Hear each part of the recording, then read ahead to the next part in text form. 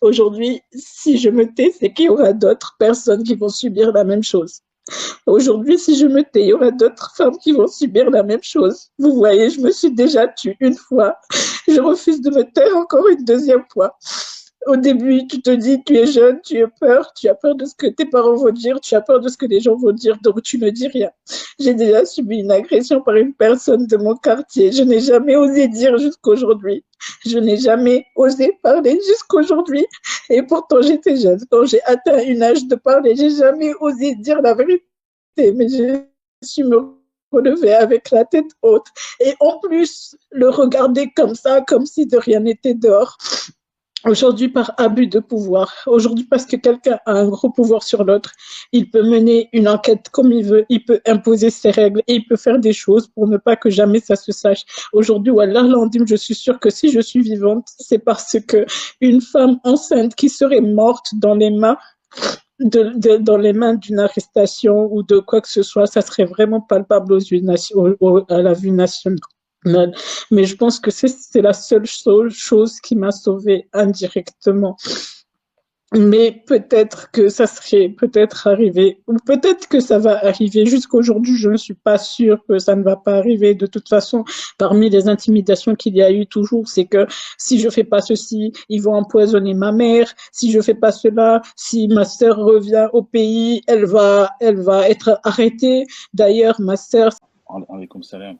Chers téléspectateurs de ACMC et Comore Info, aujourd'hui nous avons un entretien qui est exclusif puisque on a avec nous Nazra, Nazra qui est actuellement en détention concernant l'affaire de la pyramide de Ponzi, une affaire qui a été montée par elle avec des collègues.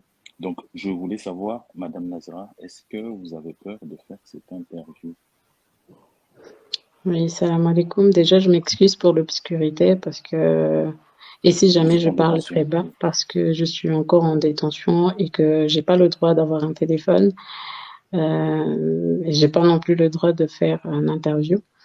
Mais au vu de la situation, j'ai un petit peu peur pour ma vie. Franchement, vous dire, je pense pas que je vais sortir indemne de cette histoire. Peut-être que je Vous avez du vais mal. peut-être mourir ou sous joie, donc ou je ne sais pas. Ceci dit, je me suis dit peut-être laisser une preuve ou des aveux quelque part, ça serait important. Au Vous avez moins, du si mal jamais il à... m'arrive quelque chose, mais vous pourrez quand même publier ceci pour que tout le monde puisse au moins connaître la vérité un jour. Les journalistes de Comore Info, comme ceux de ACMC, on a eu du mal à, à avoir votre contact. Mais aujourd'hui, on l'a et on va pouvoir peut-être éclairer les Comoriens et le monde entier sur cette affaire qui a, selon la justice, pour le moment, 2 milliards de préjudice. Je voulais d'abord vous poser comme cause. Quelles sont les conditions de détention actuellement? Comment vous êtes détenu? Comment ça se passe Actuellement, exactement? franchement, j'ai l'impression d'être libérée. Je vais pas vous mentir. Être à la maison d'arrêt de Moroni, pour moi, c'est comme être libérée parce que vu tout ce que j'ai subi, toutes les détentions par lesquelles je suis passée auparavant, je vais pas vous mentir, le jour où j'ai quitté, le jour où les gendarmes ont été autorisés à venir me prendre, j'ai eu l'impression d'avoir été libérée. Donc, à la maison d'arrêt de Moroni, franchement, tout se passe bien.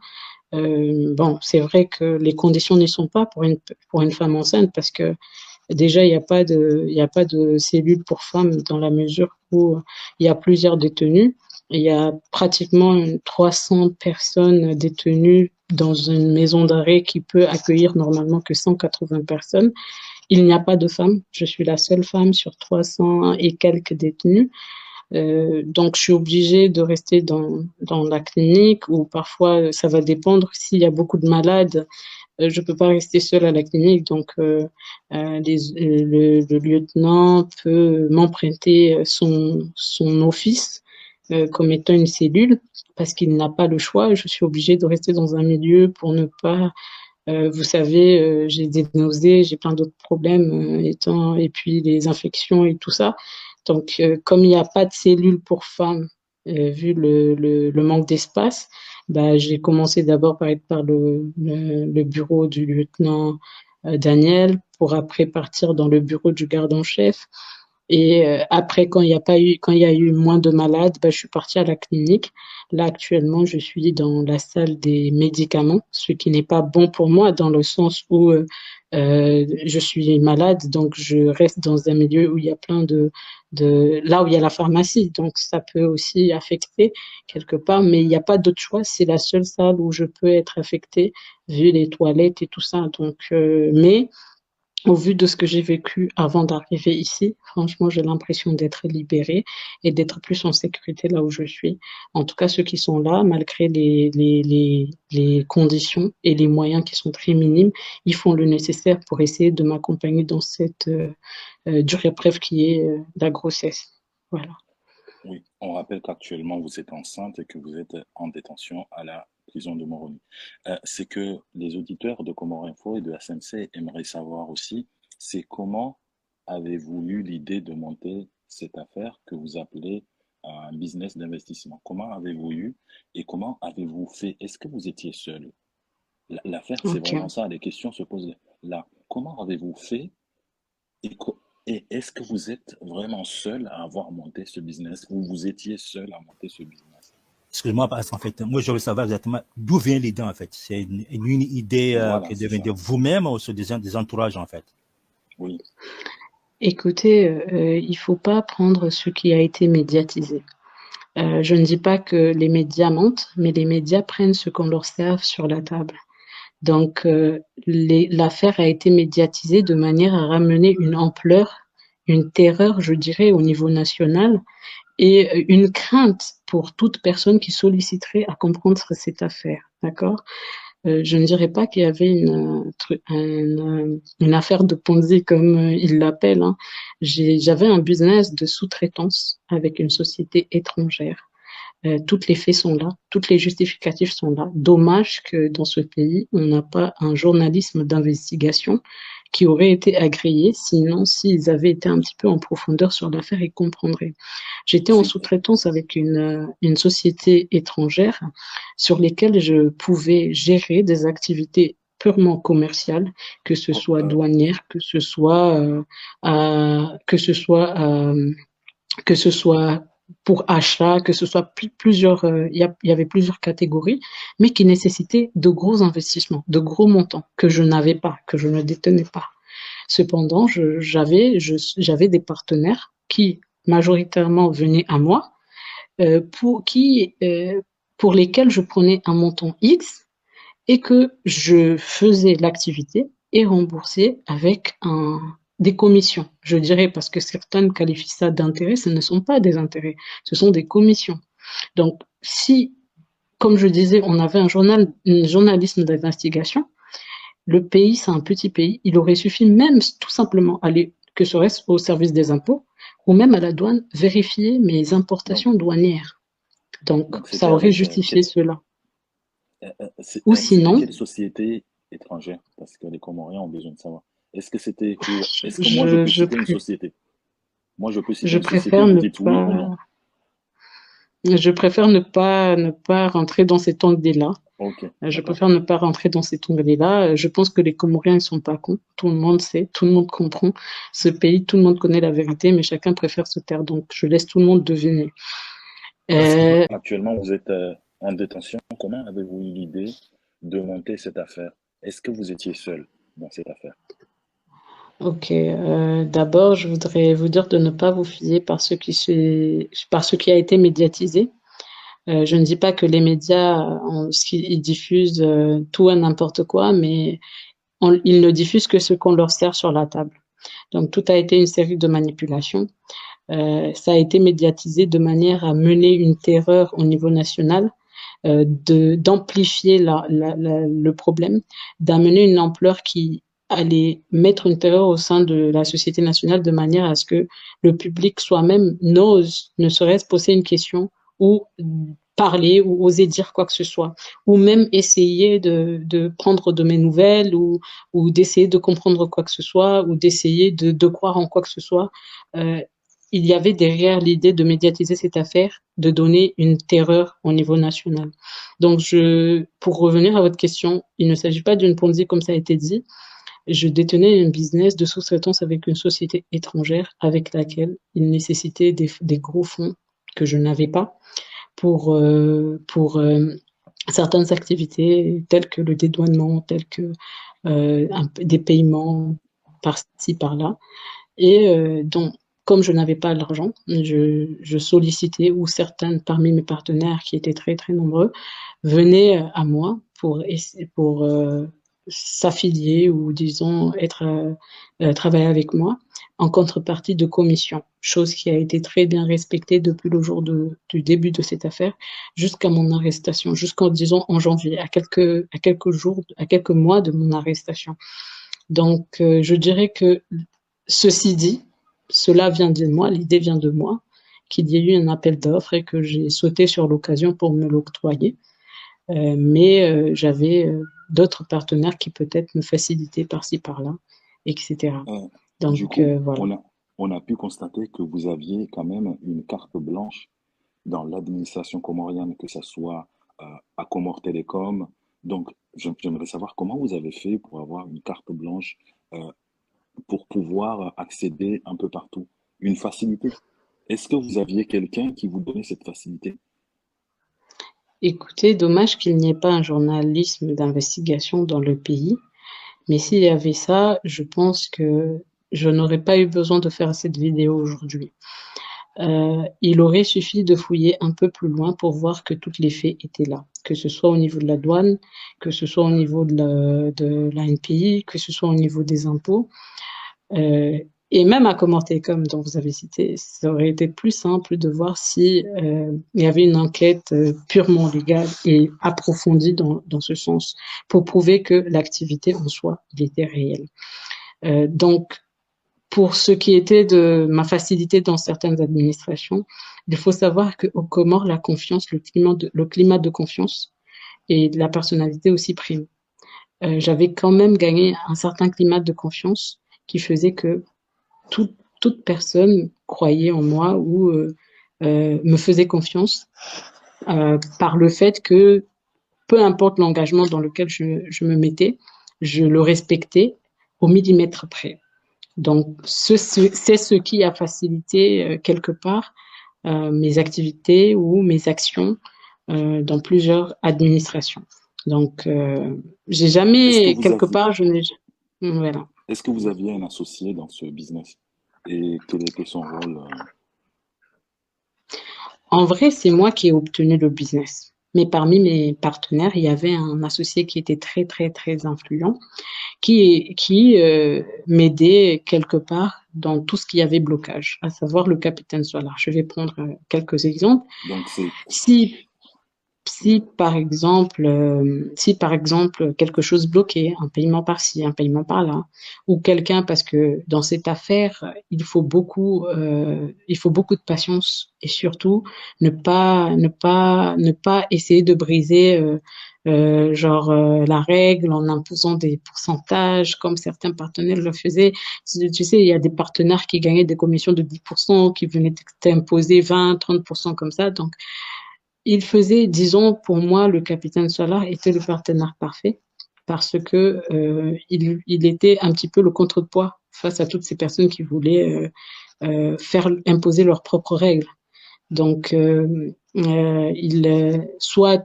pouvait aller directement vers la personne, le voir directement, caser les choses une bonne fois pour toutes. Soit il l'appelait, soit il me dirigeait par exemple, parce que tu sais, c'est la meilleure personne, la mieux placée de ce pays. Donc, il savait très bien où taper, où ne pas taper, où parler, où ne pas parler. Donc, il pouvait me dire, vas-y, appelle telle personne, dis-lui de faire ça. Va voir telle personne, dis-lui de faire ceci. En tout cas, il savait très bien comment faire, où faire donc, et à quel moment donc, agir. Donc voilà. Donc ce qui faisait que ça marchait, tout allait bien, jamais de blocage quelque part. Quand il y a un donc problème, on grâce en parle et à puis. Capitaine So- Donc c'est pour vous dire que c'était moi qui avais acquis le business, certes, j'avais des oui, partenaires, certes, mais c'était lui disons, mon partenaire le plus influent, le plus parfait, je dirais. C'était lui qui, quelque part, stabilisait l'affaire. d'accord. Voilà. On a vu un peu parce que le montant a été sorti sur des médias officiels comme d'autres médias, 2 milliards et quelques.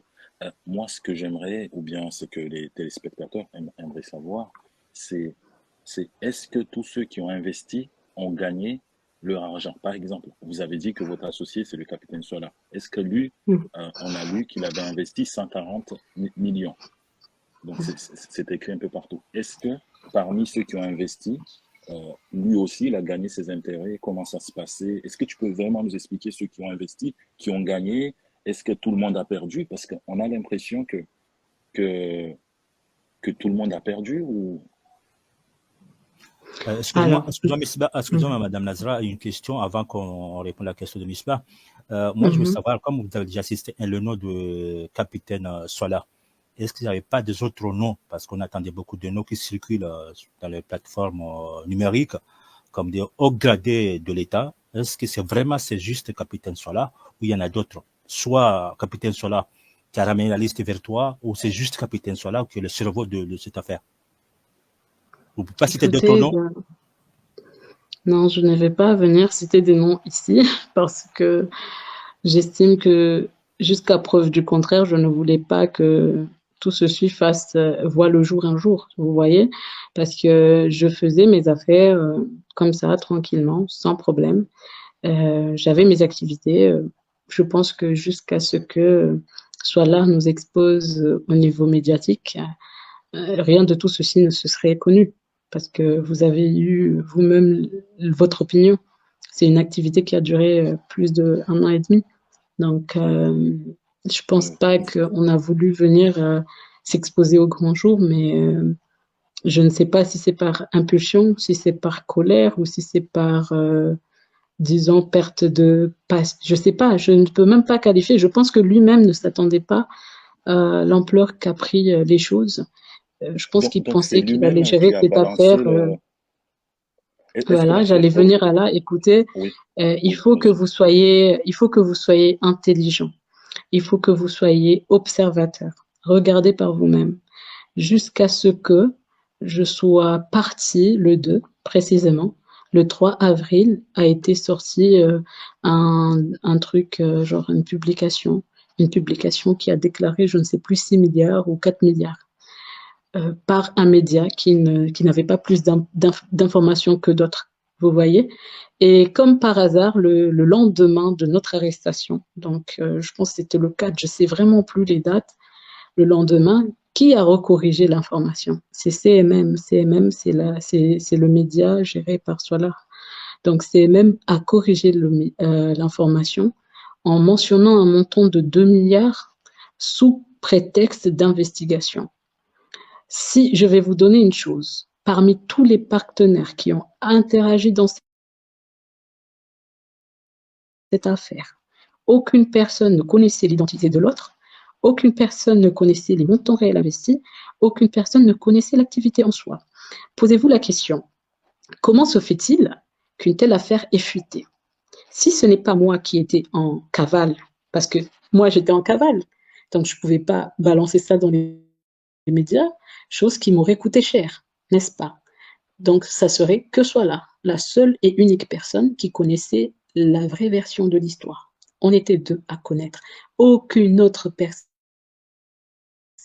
même les interagissants ne savaient pas. Il était le seul. Moi et lui seuls savions qui était où, qui faisait quoi, qui ne faisait pas quoi. Donc, d'après vous, comme par hasard, c'est lui, mon partenaire, qui est le gérant de l'enquête, d'accord?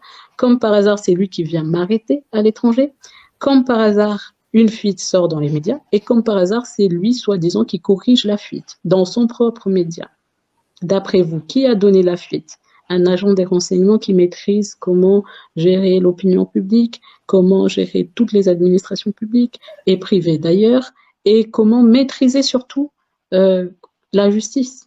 Moi, je sais pas comment vous prouvez cela, mais euh, il faut connaître la personne. Moi, je le connais très bien, comme lui, il me connaît très bien. Mais quelque part, les gens sont pris par les faits et comment dire, et le piège médiatique. On aimerait bien Nazara, on aimerait bien savoir comment vous avez fait pour obtenir un passeport avec un nom qui n'est pas le vôtre et quitter le pays. Comment ça s'est passé?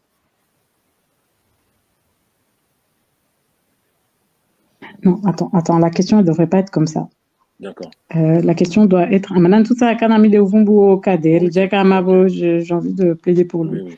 Ça serait Ok, genre ok. au sud de Je refais. l'affaire, Kader a été voilà. Oui, oui. Kader a Euh, Tolwa, est-ce que c'est vrai, il y a des oui, Arounik, oui. un truc comme ça. Ok.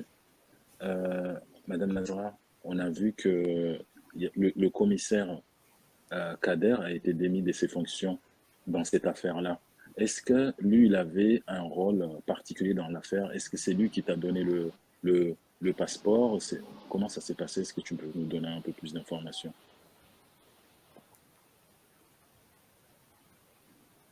Écoutez, ben non, Kader, je le connais vraiment pas. Genre, je le connais comme étant une personne de la ville, soi-disant, mais on s'est jamais vu.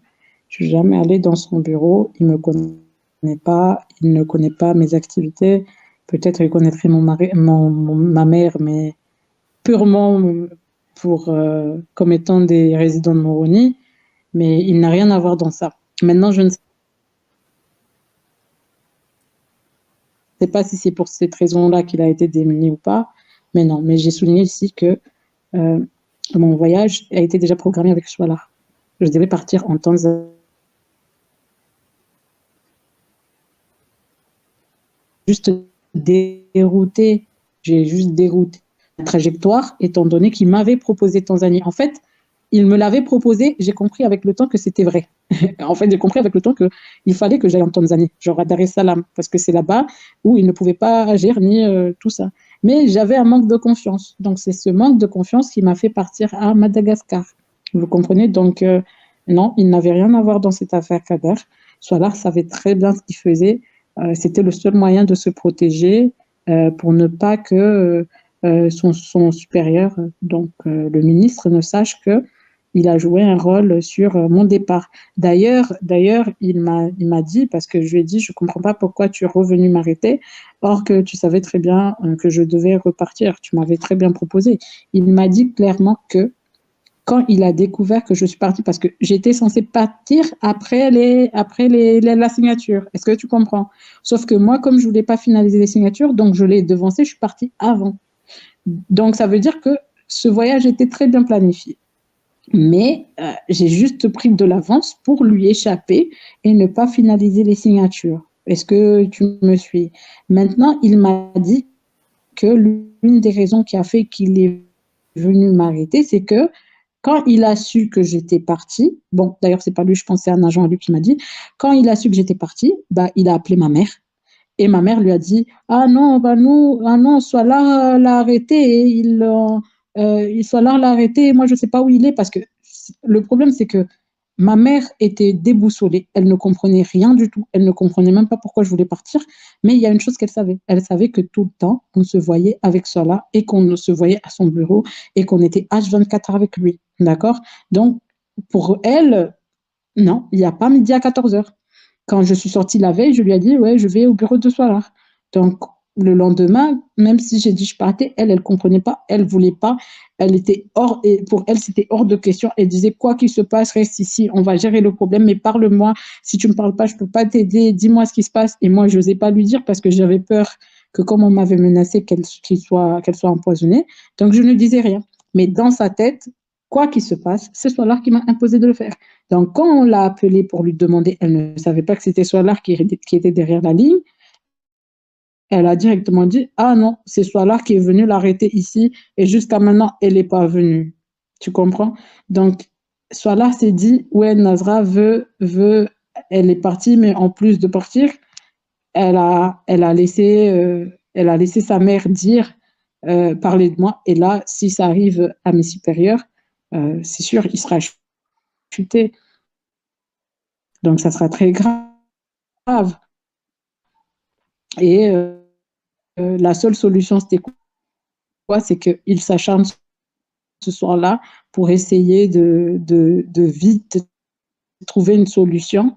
Comme il n'y avait pas un objet d'arrestation, de pousser le territoire toutes les ficelles possibles pour pouvoir obtenir une carte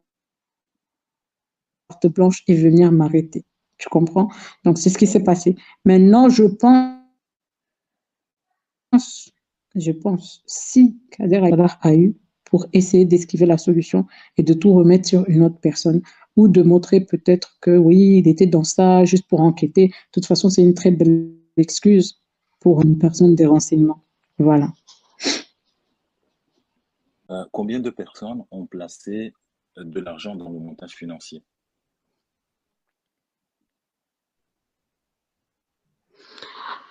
Alors, c'est une question qui est assez difficile dans la mesure où on n'avait pas une base, où c'était pas comme une banque où en bloc, on décide d'ouvrir un système monétaire de DAP, d'accord?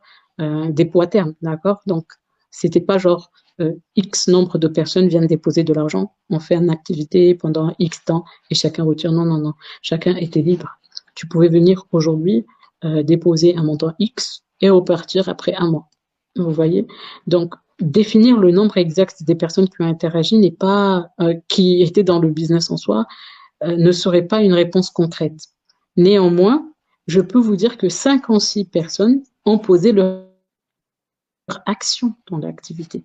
C'est-à-dire 56 personnes dont parmi eux, certains ont posé, sont repartis, sont revenus, d'autres ont posé, ils sont repartis, d'autres sont venus. Je ne sais pas si vous me comprenez, mais ce qui serait palpable, ce serait 56 actions, c'est-à-dire 56 interactions.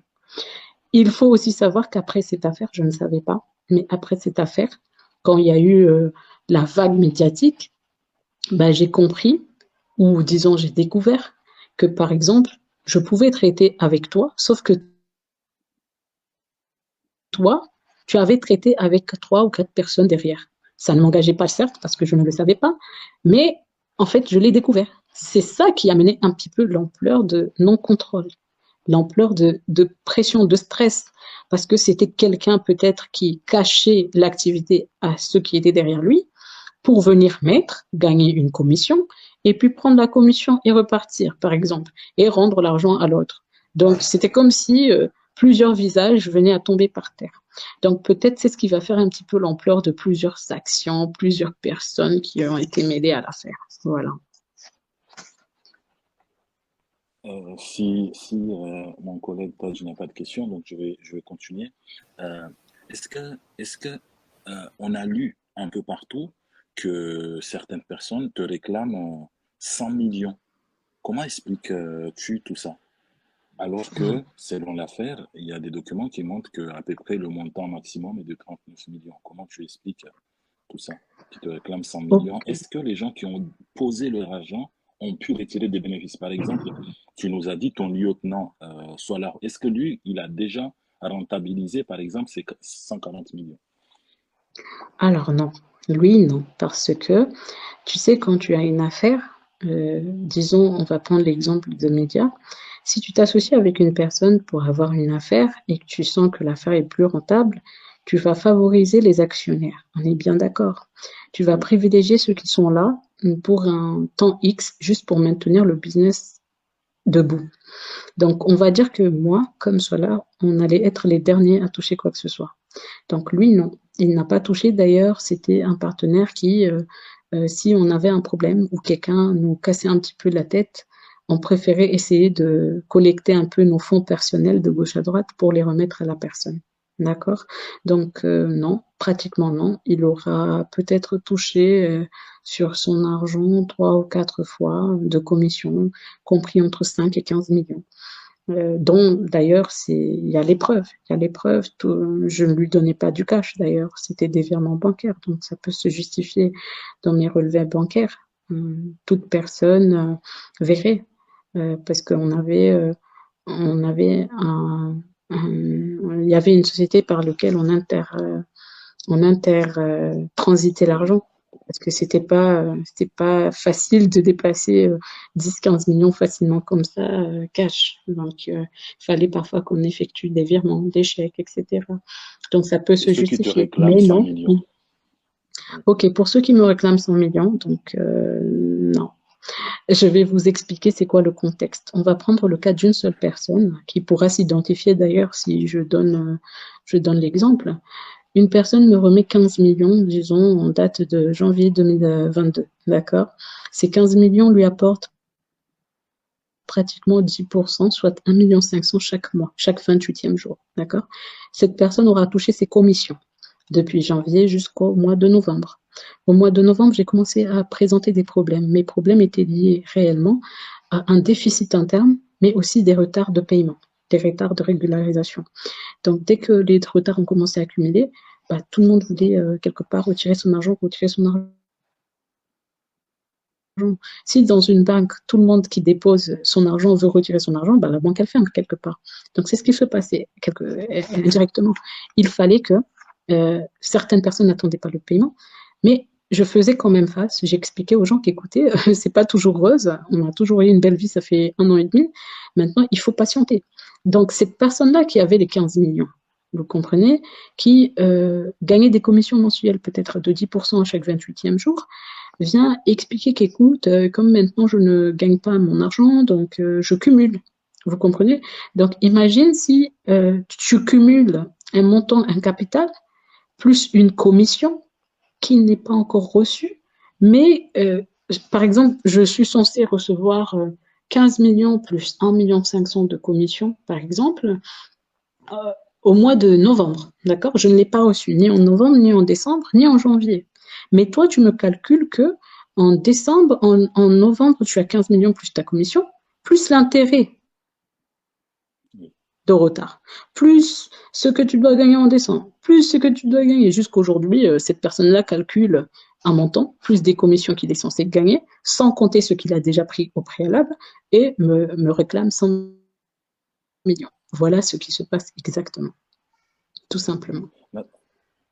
Nazra, on revient un peu Et sur... pour répondre à ta question, oui. je dirais que sur 5 ou 6 personnes, oui, je vais expliquer un peu. Je dirais que par exemple, je vais prendre l'exemple des 5 ou 6 personnes. Sur 5 ou 6 personnes, on va dire que les 40, c'était des personnes qui ont interagi depuis et toujours, qui ont gagné au-delà même de ce qu'ils ont investi, qui ont reçu des commissions, qui ont surdépassé même ce qu'ils ont mis. D'accord? C'est des gens qui ont commencé avec 10, 5 millions, qui ont pu toucher dans les 40, 50 millions quelque part. D'accord? Et les 16 personnes, ce sont des personnes dont, oui, lorsque le problème s'est passé, j'aurais emprunté. C'est comme si je te dis, oui, prête-moi une somme X, je remets à une telle personne qui s'impatiente, et toi, tu vas récupérer cette même somme sans commission, d'accord, sans commission, à telle date. Donc, il y a 2 catégories de personnes. Il y a ceux qui étaient dans l'activité en soi, il y a ceux qui m'ont prêté pour régulariser un problème en attendant les régularisations de factures, d'accord, et qui n'ont pas quelque part qui ont été brisés par ce problème d'arrestation quelque part. D'accord. Est-ce que Nazra, je veux te tutoyer. Donc, je dirais que sur 40 personnes, 10, je qualifierais que seulement 10 ont été lésés. Ils ont commencé peut-être par toucher des commissions, mais n'ont pas atteint leur capital investi. Mais les 30, c'est des gens qui ont surpassé, alors vraiment surpassé leur commission. Voilà. Leur capital même. Est-ce que tu penses qu'il y aura Mais chacun profite de la situation et de l'ampleur pour laquelle. Oui. Est-ce que tu penses qu'un jour il y aura un procès dans cette affaire? Est-ce qu'il y aura un procès? Alors, si je pense qu'il y aura un procès, écoutez, s'il y a procès. Pour éviter, je pense que, d'accord, je pense que pour éviter que la vraie version de l'affaire voit le jour, je pense qu'ils vont essayer de tout faire pour éviter un procès. Plus précisément, cela, c'est pas du tout à son avantage. Donc, je pense qu'ils vont tout faire. D'ailleurs, le fait de redirectionner l'affaire sur Comores Télécom, je pense que c'était ça, parce que quand une société d'État est mise en cause, il faut essayer de la sauver pour, ne serait-ce que pour le bien de la communauté, pour le bien de l'État, pour le bien extérieur d'ailleurs, je pense, hein, en fait, je ne suis pas sûre, Mais je pense que pour ne pas que la vraie version de l'histoire ne voit le jour, ils ne vont pas faire de procès. Mais bon, je ne sais Est-ce pas. que s'il y a Je ne sais procès, est-ce que s'il y a procès, pas. tu diras toute la vérité? Et quelque part, c'est que... Tu pourras dire ce que tu dis là. Alors écoutez, si j'arrive à atteindre un procès, bien sûr, je vais...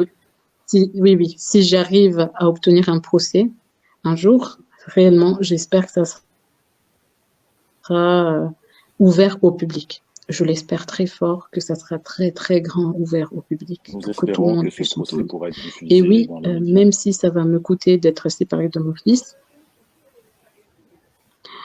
j'espère vraiment parce que tu vois, ça a été tellement médiatisé, tout le monde a peur. Il y a aussi quelque part mon image qui a été vraiment salée pour une personne. Je parie que la majorité des personnes qui me connaissaient vraiment, ben, ils restent choquées. Donc oui, pour moi, obtenir un procès, c'est un avantage. Même si après, on va me condamner à vie, je vous jure que obtenir un procès, c'est à mon avantage. Parce que je vais oser, devant le public, devant le juge, lui dire la vérité. Même si le juge m'arrête, même s'il me stoppe de parler, je vais parler. Et puis après, on pourra me remettre où ils veulent, que même si je sois séparée d'un enfant né ou je sais pas, mais je suis moralement et physiquement épuisée parce que quelque part, j'ai l'impression que, disons que certes, j'ai mes, comment dirais-je, j'ai mes erreurs, mais j'ai été quand même victime d'abus de pouvoir, une très grosse abus de pouvoir. Donc oui, j'aimerais bien aller en justice quelque part, ne serait-ce que pour finir, que pour en finir. Après, je vais vous dire, hein, je ne suis pas prête, j'ai peur, hein, j'ai peur, je suis pas prête parce que je sais que si je vais au niveau de la justice, je serai perdante d'avance parce que le procès n'a pas commencé dans les normes. Ce qui a été divulgué n'est pas la vraie version. Les documents remis, que ce soit à la gendarmerie, que ce soit à la justice, ce sont des documents pas clairs, pas fondés, pas, genre c'est pas un dossier concret. Et je ne sais pas, après, peut-être il n'y a pas une liberté d'enquête aussi. Donc, bien sûr, ça ne sera pas à mon avantage si je vais jusqu'à me mettre au niveau de la justice parce qu'il faudra, si un juge a été assigné pour gérer une affaire, il se doit de le gérer comme lui, il le voit, chose qui ne sera pas sa faute parce qu'il va prendre les faits comme on le lui a donné. Et même s'il va au fond de la quête, mais si une personne haut placée cache les fonds du dossier, comment veux-tu que je puisse obtenir gain de cause sur cette affaire? Mais juste charger mon âme, oui, si j'arrive un jour à atteindre la justice, bien sûr, je vais dire le maximum que je pourrai, parce que je vais aussi dépendre des questions que le juge me posera. Il faut pas que je dérape, faut pas que je manque de respect à la justice. Il faut que je sois dans mes normes et dans leur respect. Donc, je vais quand même essayer de dire le maximum que je pourrai si jamais ils m'envoient en justice, mais je pense vraiment pas que cela va arriver. Je pense pas. Je pense que dans Alors, ce cas-là, la meilleure des choses, c'est que je parte ou que un de nous qui sommes détenus ici prenne la fuite. Je pense que c'est le cas le plus facile pour cela, quelque part. Excusez-moi, Madame Lazare. Exactement. Pardon, Monsieur Misba. Mm. Madame, je veux savoir, en fait, parce qu'à votre arrivée aux Comores, vous étiez détenu dans un endroit secret. Pouvez-vous nous parler un petit peu les conditions de détention parce qu'on avait appris comme quoi vous étiez agressé, violé sexuellement, etc. Est-ce que c'est vrai, ces choses-là, ces effets-là, c'était réellement passé à votre détention? Écoutez, au début de cette interview, je l'ai dit, personne, je pense que personne aux Comores ne va être emmené à la maison d'arrêt et se sentir libéré, sauf la seule et unique personne qui se sentait en danger de mort ou qui a subi d'énormes séquelles. Donc, oui, j'ai vraiment été maltraitée, je juge. Aujourd'hui, je le dis pas pour moi parce que je ne veux pas une certaine pitié ou quoi que ce soit. Comme je l'ai dit, cette interview, c'est plutôt au cas où, si je venais à mourir, si quelque chose de mal venait à se passer, je pense que je me serais tue longtemps. D'accord? Mais j'espère que tout ce qui s'est passé pour moi ne reviendra pas un jour. C'est pour ça que j'ai décidé aujourd'hui d'en parler. parce que j'estime que au niveau des Comores, surtout sur tout ce qui est agression, l'intimidation prime. L'intimidation a toujours primé. Donc, imaginez-vous une personne qui a été enceinte, qui a été en cavale quelque part, qui est revenue sans, comment dire, vérifier mon état de santé, comment j'étais et tout ça. Donc, à mon arrivée, déjà, c'était galère pour manger. Ça, c'est la chose déjà qui a été très, très difficile. J'ai été très, très mal nourrie. Imaginez-vous que je pouvais rester du matin jusqu'à 18 heures, parce qu'on était en plein mois de Ramadan, pour avoir droit à un manioc très, très dur avec un ulcère, parce que toute femme enceinte saura que c'est très difficile, et un couscouma. Parfois, tu pouvais même pas avaler. Donc, il fallait que je continue à boire de l'eau. C'était même pas suffisant l'eau parce qu'il fallait un budget. Et ceux qui me détenaient m'expliquaient qu'il n'y avait pas un budget alloué pour cela. Comme à notre arrestation, mon mari avait 600 € dans son portefeuille, j'avais quand même demandé à avoir ça, mais bon, c'était par gain de cause. Il y avait aussi un manque de respect sur ma dignité. Si je venais à vomir, tu entendais ceux qui étaient là me dire tu n'as qu'à mourir là-bas, tu vois. Imagine, tu te sens mal, tu es fatigué parce que dans une situation comme ça, tu es très fatigué, tu es enceinte, tu ne manges pas. Et donc, quand tu vomis rien. Donc, ça fait encore plus mal. Et tu entends les gens derrière qui te disent j'espère que tu vas mourir aujourd'hui, tu n'as qu'à mourir. Ça, c'est les mêmes personnes qui te détiennent. Quand tu vas prendre le bain, il y avait un gros manque de dignité parce qu'on me disait de ne pas fermer la porte. Genre, comme si peut-être j'allais fuir. Il n'y avait même pas quelque part où fuir. Donc, je pouvais pas, j'étais gênée, j'osais pas me doucher parce que quelque part, j'avais l'impression si je ferme pas la porte, bah, comment je me douche? Et oui, j'ai été victime d'agressions sexuelles. Je me souviens comme si c'était aujourd'hui parce que c'était un vendredi soir, il n'y avait plus de lumière. C'était la deuxième semaine, je ne saurais dire à quelle date, mais je me souviens, je suis venue un mercredi. J'ai été arrêtée un mercredi. Et il y a d'abord eu un vendredi et puis un autre vendredi. Je ne saurais même pas vous dire où j'étais parce qu'on nous a ramenés avec des cagoules et tout. Mais ce qui m'a affecté, c'est que le soir même, quand c'était le soir d'après la signature de mes documents, quand j'ai accepté de signer les documents, bah, le soir, et je ne sais même pas par qui, il y a eu la lumière qui s'est éteinte.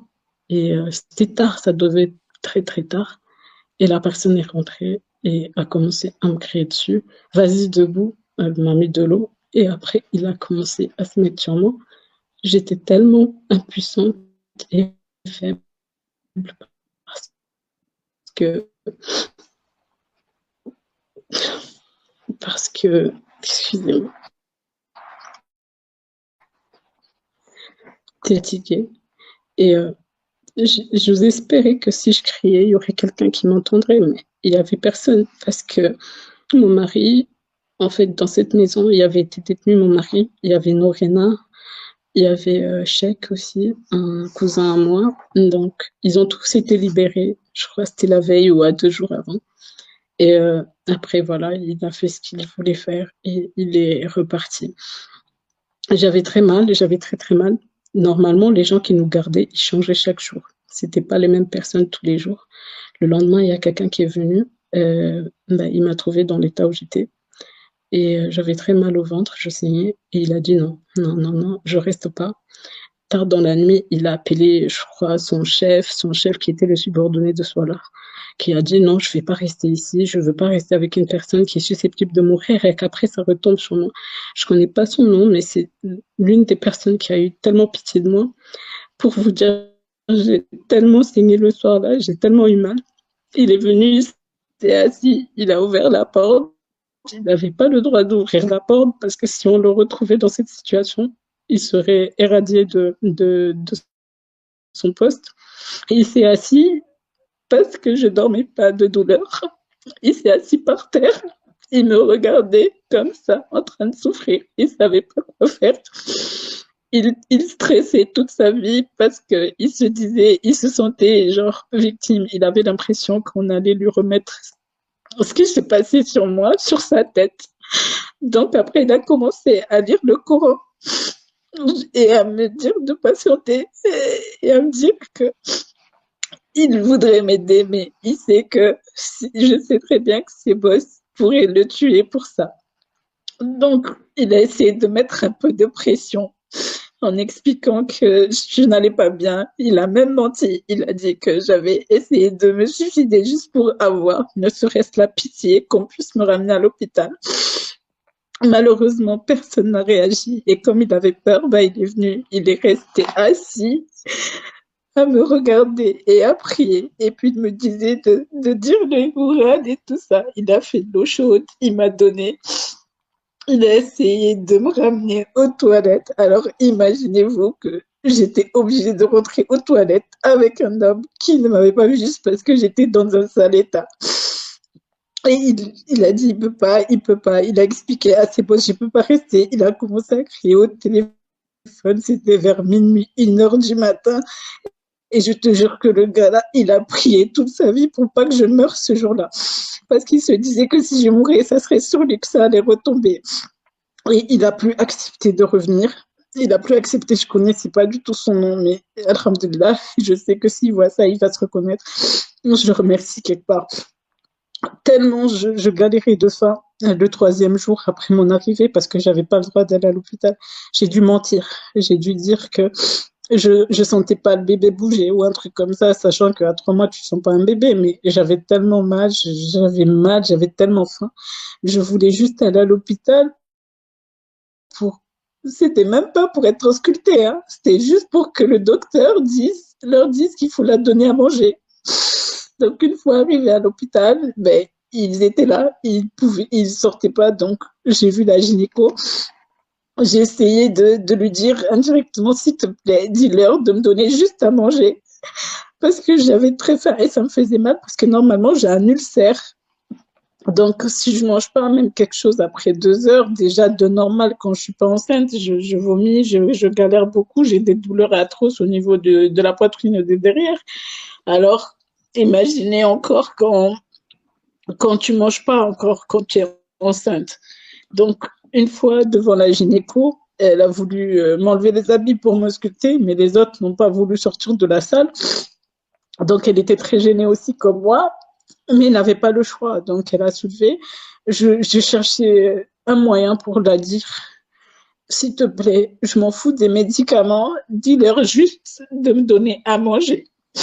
J'ai essayé de la dire, mais tellement elle aussi, elle était intimidée et de peur, vu les hommes armés qui m'avaient ramenée, elle a même pas pu.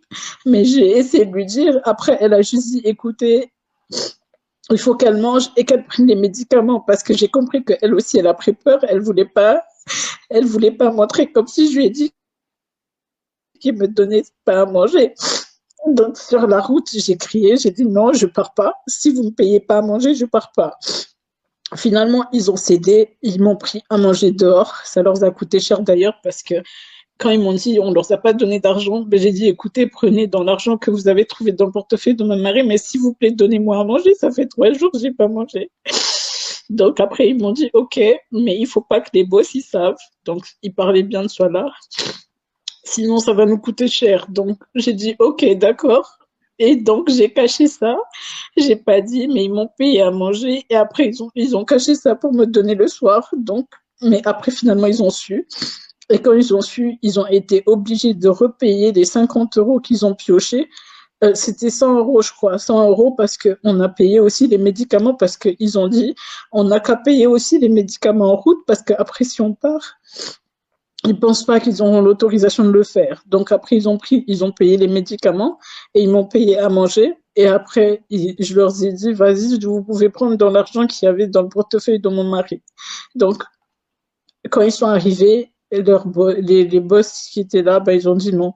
Ils n'avaient pas le droit de me payer à manger. Et comme ils ont pris la décision de le faire, ils devaient payer ça eux-mêmes de leur poche. Donc finalement, ils ont essayé de retrouver des sous par eux-mêmes pour repayer ça, même si après que Yasser soit sorti, on ne lui a jamais rendu son argent de toute façon.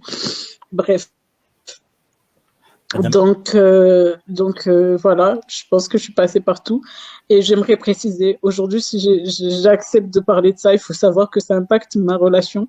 Parce que déjà, on n'a plus de vie, on est tellement exposé. Notre relation familiale, tout ça, mon mari, etc. Donc, ça va nous affecter, ça va nous suivre toute notre vie. Ça va suivre aussi nos enfants. Mais je me dis que aujourd'hui, si je me tais, c'est qu'il y aura d'autres personnes qui vont subir la même chose.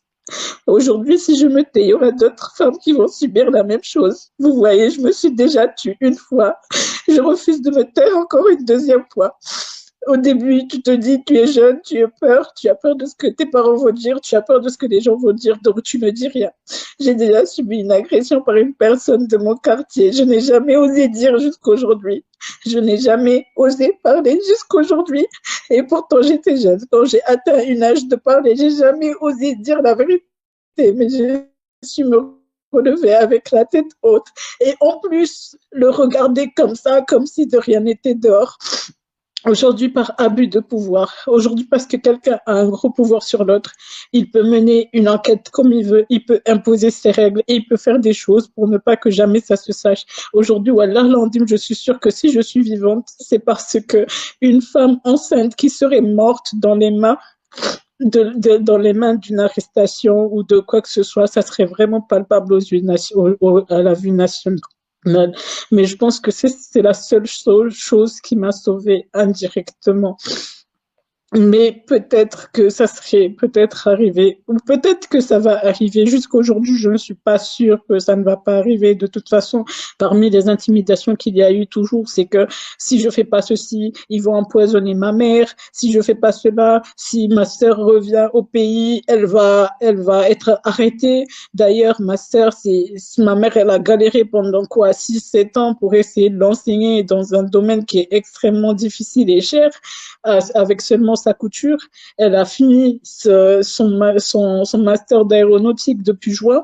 Elle est contrainte de ne pas venir parce que ma famille a peur qu'à son arrivée, Solar aussi l'arrête. Parce qu'il me l'a dit. Il m'a dit que si ma sœur ose venir, il va l'arrêter. Tu vois, donc elle est bloquée, elle est contrainte, elle n'a pas de situation, elle travaille pas, elle a pas d'argent, elle doit essayer de survenir à ses besoins aussi difficilement que c'est possible, tout simplement parce que ma mère, elle a peur qu'à son arrivée, elle aussi soit arrêtée sous prétexte parce que j'ai un problème X avec Solar et que celui-ci voudrait prendre la maison et que si ma sœur elle vient, c'est que elle pourra aussi défendre que c'est non, elle a jamais signé quoi que ce soit.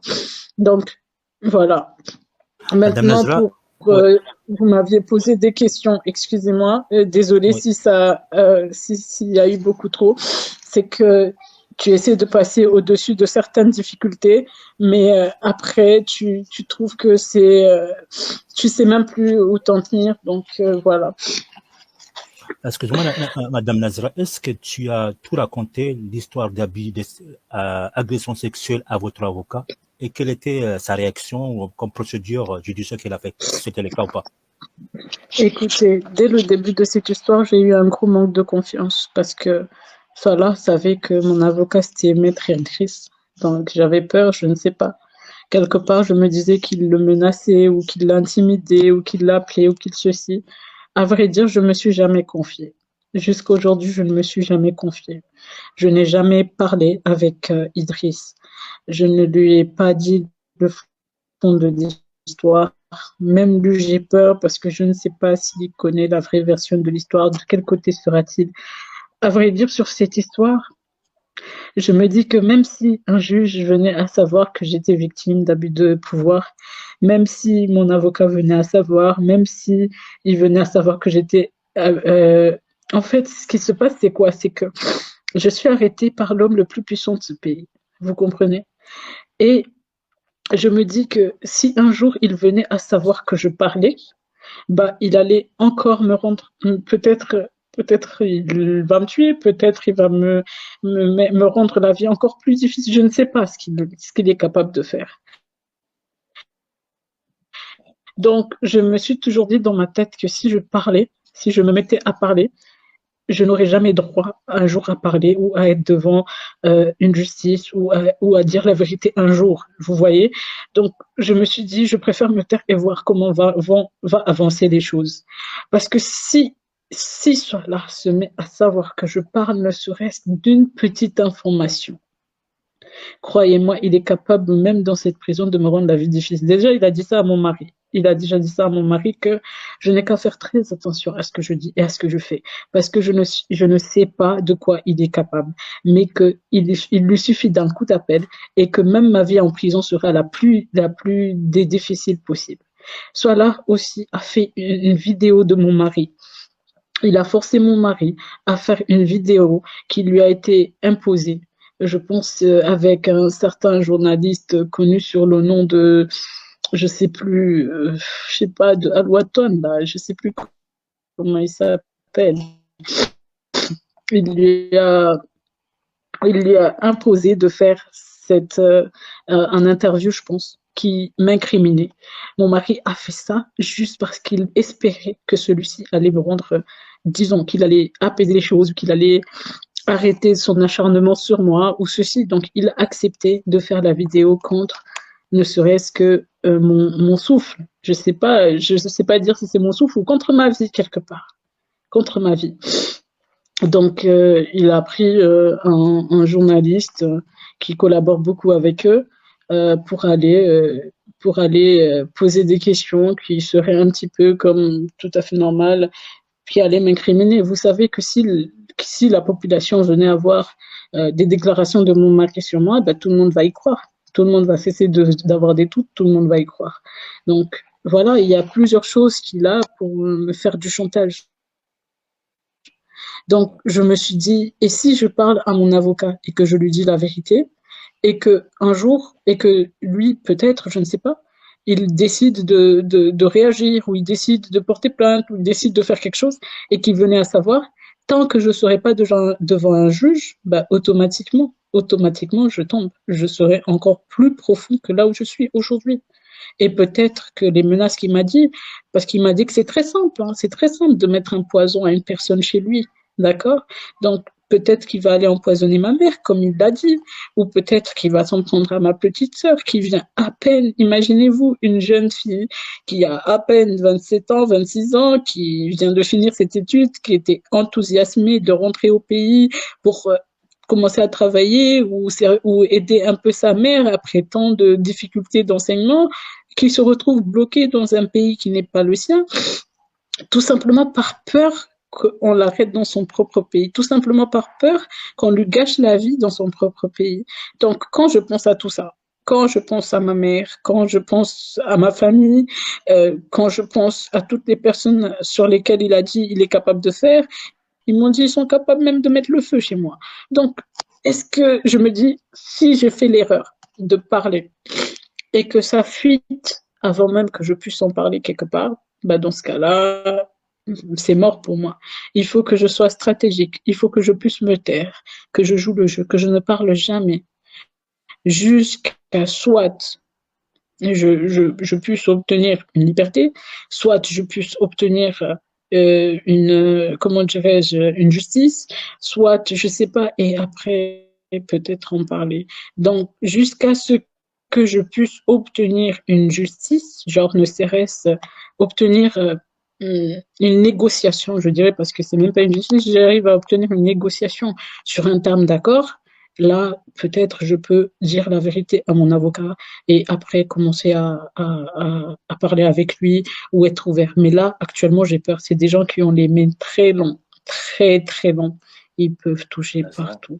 Et ce pays, il est très petit devant soi là. Très petit devant soi là.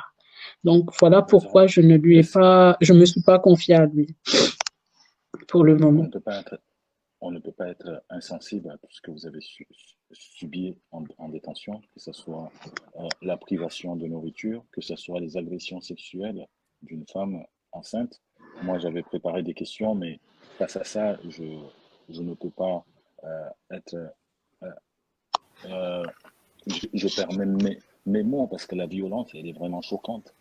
Priver une femme de nourriture, l'agresser, saigner, l'enlever, même, Une femme c'est-à-dire enceinte en plus, une une femme femme enceinte. enceinte, et en plus, Pendant le aucune mois de Ramadan en intimité. plus. En plus, en Ah ben, plein mois de Ramadan, c'est-à-dire donc, les agressions sexuelles, c'est déroulé au mois de Ramadan en plus. au mois de Bien Ramadan, sûr, mais j'étais arrêtée pendant c'est, le mois de Ramadan.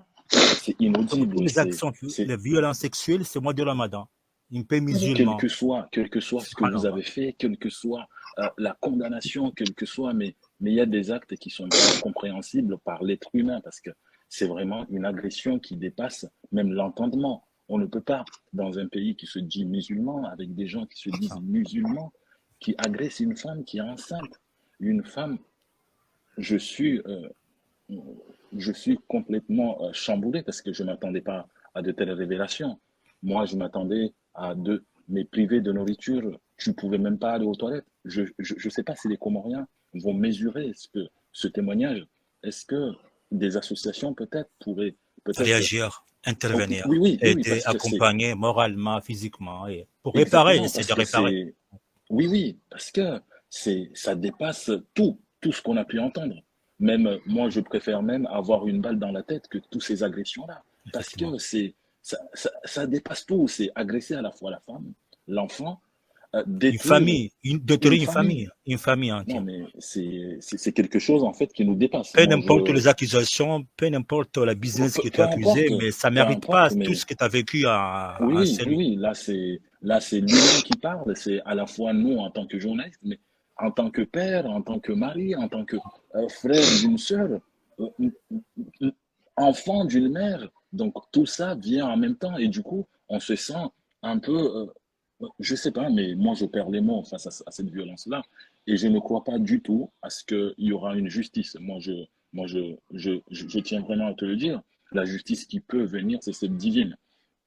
Mais Nazra, pour finir cette interview, parce que je pense que tu as pu te confier aujourd'hui et j'espère que tu seras vivante au-delà pour accompagner tes enfants, pour te reconstruire avec ta famille et ton mari, que lui aussi a subi, parce que ton mari aussi a subi une violence. La violence, elle est à la fois psychologique et physique. Il faut le dire qu'il est aussi une victime dans tout ça. Donc, moi, ce que j'aimerais juste savoir, vous aviez été aussi contraint à signer des documents parce qu'aujourd'hui, on parle aussi de la maison qui ne t'appartient pas, je tiens à le souligner, parce que la maison, elle t'appartient à toi et à ta sœur. C'est une maison construite par ton père et que ta mère a fait la finition et tout ça. Donc, j'aimerais savoir pourquoi, est-ce que tu avais, qu'est-ce qui t'a poussé à signer des documents? Alors, comme vous voyez, il y a une série d'arrestations. D'accord? Bon, je dirais pas arrestation ou séquestration. Avant que je parte, ben, on se voyait très régulièrement, de manière conditionnée à la DAN-DPE ou PAM. D'accord? Solar Avec nous qui? Avec imposait qui? de nous y rendre. Solar et ses D'accord, agents. Donc, d'accord. il fallait que je parte à la DAN-DPE là-bas, vers la coulée, là-bas. Donc, j'y partais régulièrement tous les jours. Et avec certains de ces agents, parfois, je pouvais rester toute la journée, ou genre du matin jusqu'à tard le soir et tout. C'était pour avoir une discussion approfondie vis-à-vis du business. En fait, Solar était arrivé à un stade où il voulait profiter de son pouvoir et de son influence pour récupérer tout ce qu'il y avait en premier. D'accord? Sachant que on avait un problème, c'était un problème commun. C'était pas comme si moi, j'avais Megan et que je prenais sur sa tête. Non, je n'ai pas pris. Ceux qui ont pris, c'était ceux qui sont dehors, ceux qui n'ont jamais été cités sur cette affaire. On s'occupait d'eux régulièrement, d'accord? Donc, lui a voulu récupérer 140 millions d'un coup, chose qui était impossible. Il le savait, parce que d'ailleurs, on avait des problèmes. C'est pas maintenant qu'il fallait faire. Mais pour prouver, toute personne avec qui j'ai été sur cette affaire va mentir s'il dit que je voulais le fuir, parce que je faisais face au problème. J'écoutais tout le monde, je recevais tout le monde, je parlais avec tout le monde. Il y a certains même, ils essayaient de me voir, je leur disais, parce que comme on était proches, je leur disais, écoutez, il faut attendre, on a un problème, je dois régler ceux qui ne sont pas proches de nous, ceux qui ne nous voient pas tous les jours. Donc, je recevais absolument tout le monde. Le problème a commencé depuis janvier. J'étais là, H24. C'était moi à l'interface. C'était moi qui regardais, c'était moi qui écoutais les gens, c'était moi qui essayais de trouver une solution à tout. Donc, si je voulais partir, déjà, il faudrait se dire que je n'aurais pas fait face. Depuis le début, je serais partie. Il faut savoir qu'en janvier, si même, je sais pas si les juges ils prennent la peine de regarder ça, hein. En janvier, ne serait-ce qu'en janvier, il y a eu des sorties d'argent de mon compte de 50 millions, 45 millions, 38 millions. Sérieusement, si je planifiais de partir, le dernier montant qui est sorti au mois de mars, c'est un montant de 45 millions. Les preuves sont là. On a des preuves, hein, palpables. Genre, la personne ne peut même pas nier parce que c'est des virements effectués, c'est des chèques encaissés. Est-ce que tu comprends? Est-ce que réellement, je n'aurais pas gardé ces 45 millions pour moi avant de partir, mais je serais partie avec 600 euros dans la poche. Il faut réfléchir. Il faut vous dire que je suis partie sur un coup de tête ou sur une chose qui m'était incontrôlable. D'accord? Mais loin du fait qu'on avait une activité et que certains avaient touché ou d'autres n'ont pas touché. Non, non, ça n'a rien à voir. Moi, j'étais enceinte et pourtant je faisais face à tout ça, hein. Je suis même partie dans des villages de certains parce qu'ils venaient me confier qu'en fait le problème c'est que c'est vrai, ils ont confiance, ils savent, ça marche parce qu'ils ont gagné plusieurs fois, mais qu'en fait ils avaient pris avec telle personne ou telle personne, je me déplaçais avec ces personnes pour aller voir ces personnes. C'est pour vous dire que je ne voulais pas partir, je voulais faire face à l'affaire. Je recevais tout le monde qui se sentait un peu frustré, je le recevais, je l'écoutais, je parlais, j'essayais de trouver des solutions. Pourquoi donc à la dernière minute je suis partie en plus avec seulement 600 euros dans la poche? Ces 600 euros même ne venaient même pas de nous tellement on n'avait pas parce que je privilégiais toujours ce qui était dehors. Je ne prenais pas. Je me disais il fallait que je m'occupe. De toute façon, si après je prends le reste, ce n'est pas bien grave. Si tu as un business qui marche et que tu essaies de sortir tes actionnaires et que tu gardes, où est le mal? Où est le mal? Il n'y a aucun mal à ça. Mais ce qui se passait, c'est que Salah a vu l'ampleur des choses, il s'est dit, écoute, non, au lieu de donner aux autres, vaut mieux que je prenne moi-même d'abord. Maintenant, il a imposé des choses qui ne pouvaient pas se faire. Parce que déjà, on avait déjà sorti ce qu'il y avait et je n'allais pas recevoir de paiement jusqu'au mois de mai. Donc, lui, pour se rassurer, il a dit non, maintenant, il préfère se désengager totalement. Je me suis dit, quelque part, j'ai compris que c'était un piège parce que s'il s'est déjà engagé totalement, il allait me piéger moi et me mettre dans la merde. Donc, moi, j'ai refusé sans lui dire non. Sans lui dire non, j'ai refusé et je m'occupais d'abord de ce qui était dehors. D'accord? Et qu'est-ce qui s'est passé? Monsieur me dit, il me ramène à la dame DPE. On collecte tous les données, genre il me fait genre oui, on arrange, on monte tout, on regarde qui on priorise, qui on ne priorise pas. Et il est parti même voir des gens leur dire écoutez, vous n'allez pas prendre maintenant, parce qu'en fait lui il voulait tout canaliser sur lui, d'accord. Et moi comme je sentais l'arnaque, comme je sentais le piège, je lui ai pas dit non, mais je n'allais pas lui donner lui. Je me suis dit si on meurt, on va mourir ensemble. D'accord, je vais pas te désengager et qu'après tout retombe sur moi. Non, non, non, non, non. Donc, j'ai joué le jeu, on a fait les trucs, on a tout donné, on a mis toutes les données sur table et puis il les a gardées. Il ne m'a pas donné mon ordinateur, il m'a pas donné mon téléphone et il nous a dit de partir et on revient le lendemain. Le lendemain, on est parti à CMM, là-bas, vers un autre site, vers PAM. Je pense il y a un autre vers Coulé, vers Ada et il y a un autre vers PAM. Donc après, c'était là-bas. Là-bas, on s'est vu à 2 reprises, toujours en présence de ses agents. Donc là-bas, il m'a posé un ultimatum. J'avais absolument 24 heures, soit pour signer les documents de ma maison comme quoi il lui appartenait. Et puis après, lui va se dédommager, moi je vais me débrouiller, etc., etc. Ou soit j'acceptais 200 millions qui allaient être donnés par un moélien, dont j'ignore l'identité, mais que lui connaissait. Ce moélien allait me donner 200 millions. Comme ça, lui, il allait prendre 140. Et ce moélien-là, je devais lui donner 20 millions par mois. J'ai dit non, mais c'est suicide parce que tu sais très bien que ça se passe pas comme ça. Il m'a dit, il s'en fout, il veut rien savoir, je n'ai qu'à faire ça. Une fois que j'aurai fait ça, je peux partir par Air Tanzanie parce qu'on n'a pas de collaboration avec la Tanzanie ou un truc comme ça. Bon, sachez que moi, les histoires de départ à l'étranger, c'est pas mon fort, donc je m'y connais pas du tout. Donc, tu pourras partir par Air Tanzanie et je peux même voir ce que je peux te donner pour ramener, etc. Donc ça, c'était le jeudi. Il m'a donné 24 heures de temps. Si je refusais de faire les deux choses, ben, il allait empoisonner ma mère. Bien sûr, Salah savait que il avait une emprise sur moi depuis 2019. Depuis 2019, Salah savait que j'avais tellement peur de lui, que je le craignais. Tout ce qu'il me disait, je faisais à la lettre. Il suffit qu'il me crie dessus et ça s'arrête, hein. Il suffit qu'il me dise ne fais pas ça et je fais. Je fais pas. J'avais tellement peur que tu ne peux pas imaginer. J'avais tellement peur que le jour même, il a voulu se joindre à moi sur cette affaire, je voulais pas. J'ai refusé pendant 3 fois parce que on avait d'abord une première intermédiaire qui est venue me voir pour m'expliquer que non, c'est une bonne personne, ceci, cela. Je me suis dit non, toi là, tu connais pas le gars là. Moi, je le connais. Il m'a déjà arrêté une fois, je sais qui il est. Mais il a essayé de me convaincre. J'ai dit non, non, non, non. J'ai refusé pendant peut-être 2 mois. 2 mois. Après, il m'a envoyé une autre personne qui est très proche de moi et qui est aussi très proche de lui, parce que c'est une amie d'enfance, depuis le collège, quoi. C'est une amie avec qui on a fait le collège, le lycée ensemble, et même avant nos mariages, on était très proches, après nos mariages aussi. Donc, c'est cette personne-là qui a su me convaincre indirectement de l'accepter, parce que quelque part, je me disais non, Salah ne va pas venir me faire du mal parce que je prenais comme bouclier cette personne-là.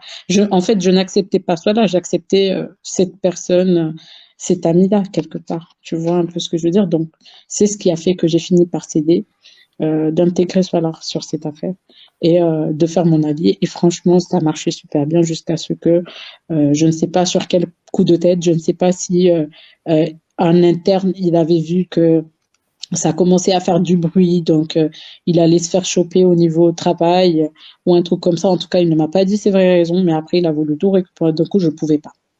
Moi aussi, je sentais que si j'acceptais, ça allait être vraiment un gros problème. Donc, quand il m'a donné l'ultimatum de 24 heures pour signer les documents liés à ma maison, je lui ai dit, mais écoute, tu sais, les documents de ma maison, je les ai jamais vus. Franchement, je les ai jamais vus. Ma mère a reçu une donation pour comment on dit, mahar, comme dot de la maison par mon père. Celle-ci nous a fait donation, moi et ma sœur. Wallah, l'andim sur l'enfant que je porte. Je n'ai jamais vu l'acte de donation. Je n'ai jamais rien vu. Je suis revenue, ma mère avançait de dette en dette à la Mecque Moroni. Donc, quand à mon arrivée, elle a dit, écoute, j'ai fait tout le plus gros chemin, je suis fatiguée, maintenant on va prendre le relais des crédits à la Mecque. Donc, quand j'étais arrivée, elle était à un crédit de 5 millions. Donc, c'est ça que j'ai fini par payer avec les locales qu'elle avait fait faire. Je prenais les locales pour payer, j'étais très réglo, la Mecque pourrait en justifier. Je suis passée d'un crédit de 5 millions à 10 millions, à 15 millions, je pense. Je suis partie de 5 millions à 15 millions. Je l'ai payé régulièrement jusqu'à arriver à terme. Je suis partie de 15 millions à 30 millions. Je l'ai payé, et puis de 30 à 70 millions que j'avais fait d'ailleurs ce crédit. Je l'ai demandé en décembre. Il faut voir un petit peu la part des choses. Quand vous décortiquez l'affaire, ils disent que j'ai vendu la maison le 31 décembre 2022. D'accord? Or que je suis allée demander un prêt à la Mecque le 27 décembre 2022. Comment je peux aller faire un prêt à la Mecque en décembre 2022 pour mettre dans nos activités familiales et que le 31, je vende la maison? Est-ce que c'est logique d'après vous? Dans cet acte aussi, il a été mentionné que ma sœur a accepté, était présent contre un acte de, comment ils appellent ça, hein, une procuration qui a été fait quand? Qui a été fait en avril 2022, sachant que le passeport de ma sœur qui a été cité sur la procuration a été effectué en février 2023, tu vois, et en fait, c'est pas normal. Écoutez, on achète un terrain aux Comores, un terrain de 5 millions, hein, 5 millions. Il faut quoi? Il faut le chef du village. Il faut comment il s'appelle? Des témoins. D'accord? Il faut que les voisins soient avertis parce que le voisin est prioritaire sur toute vente. Dans mon achat, ni ma mère qui a fait la donation, ni les voisins, ni personne n'a été stipulé. Aucun témoin de mon côté. Je sais pas, c'est pas cohérent quelque part. Mais bon, pour ceux qui veulent vraiment regarder le fond du dossier, ce n'est pas cohérent.